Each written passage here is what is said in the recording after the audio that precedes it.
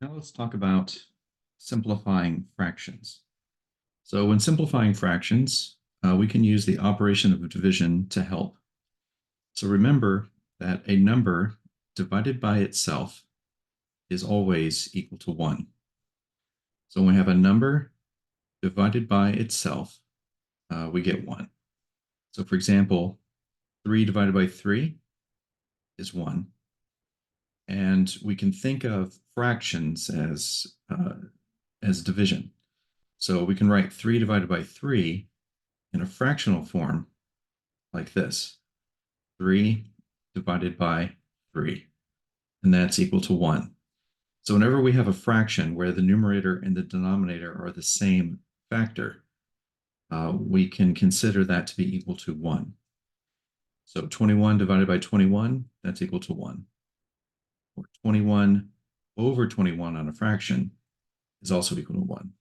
It doesn't matter what number we choose. 153 divided by 153, fraction of 153 in the numerator with 153 in the denominator, those are equal factors. That's also equal to 1. So with this in mind, let's simplify the fraction 10 over 70 using prime factorization. So performing prime factorization of 10, we get 10 is equal to 2 times 5. Performing prime factorization on 70, 70 is equal to 2 times 5 times 7, which means we can write this fraction, 10 over 70, as the prime factorization of 10 all over the prime factorization of 70. And I've kind of rewritten that down here. So here, 10 over 70 is equal to 2 times 5 in the numerator, and then 2 times 5 times 7 in the denominator. Now we can take each of these numerators and denominators and separate them into a product of fractions. And so we can take these two factors, 2 over 2, and write that as a standalone fraction multiplied times 5 over 5, which is this standalone fraction. And even though we don't see the number 1 here, it's okay to put a 1 because multiplying by 1 doesn't change the value of this fraction or the numerator. So we could think of a third fraction here as part of the product, and that would be 1 over 7. All right, and given the property that we just talked about up above, we can think of 2 over 2 as 2 divided by 2 and say that that's equal to 1. And 5 over 5, that's equal to 1. And then we're left with 1 over 7.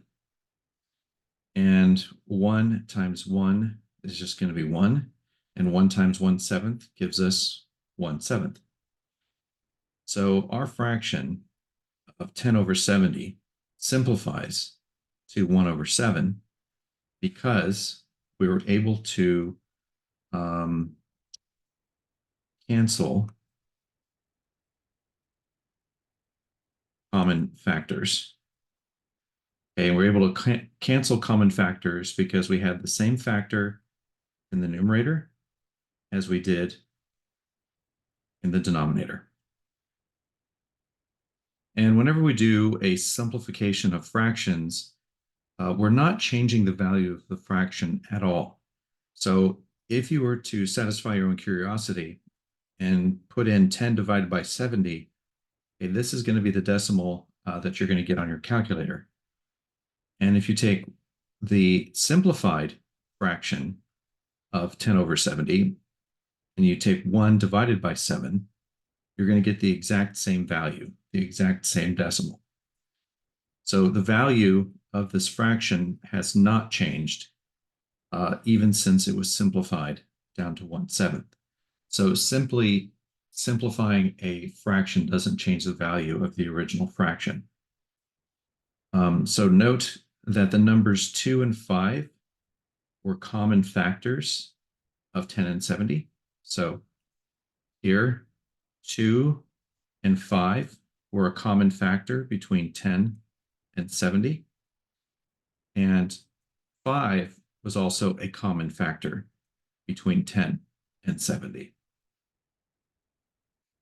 So what that means you can do is that if you've noticed that you have common factors in the numerator and denominator, then when you're simplifying fractions, common factors can just be canceled one for one. So one for one means one common factor in the numerator can be canceled out with one of the same factor in the denominator. So because we've got 1, 2, one factor of 2 in the numerator, we can cancel that out with one factor of 2 in the denominator. And since we've got one factor of 5 in the numerator, we can cancel that out with one factor of 5 in the denominator. Now notice we have to stop there because we do not have a factor of 7 in the numerator to cancel the 7 in the denominator out. Okay, we don't have that. So the 7 has to remain. 7 is not a common factor between the numerator and the denominator. And so with these canceled out, we're left with just 1/7. So with this process in mind, here's a think, pair, share. So try and simplify these two fractions by doing a prime factorization of the numerator and denominator and cancel out common factors. Your answer for this first one should be 23 over 40. And the answer you get for the second one should be -9 over 22.